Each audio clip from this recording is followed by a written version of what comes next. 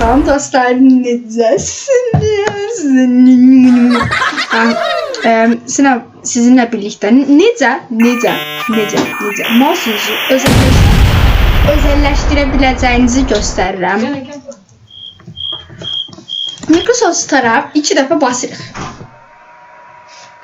Bu arada bunu heç kim bilmirdi məncə. Haberiniz olsun. 2 dəfə basırıq dostlar, haberiniz olsun. Buradan JAWS değil mi?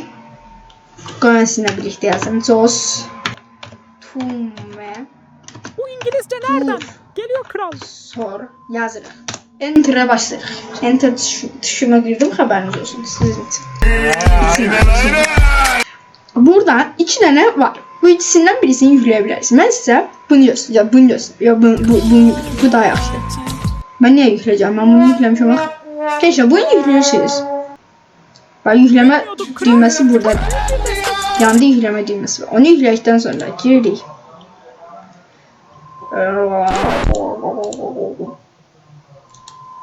Aha denəm. Belə olur baxın. Bu.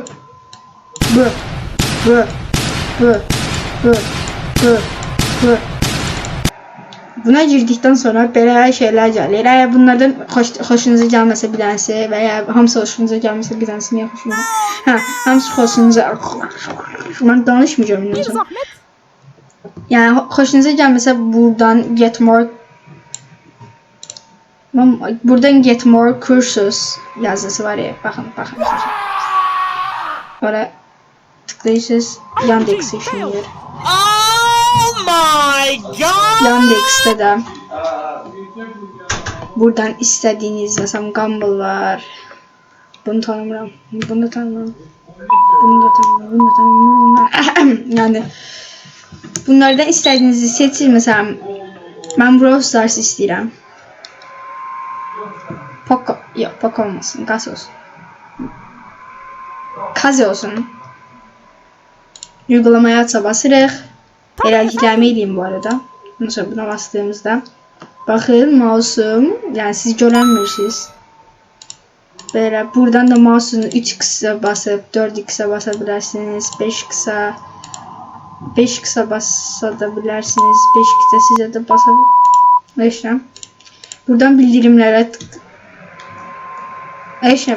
tıklaması lazım. Oh my god. Eğer bu videodan 1 gram da olsa bilgi edindinizse like atıp abone olmayı unutmayın. Yorum da yazın. Hələlik sağ salamat. Salamat kalın.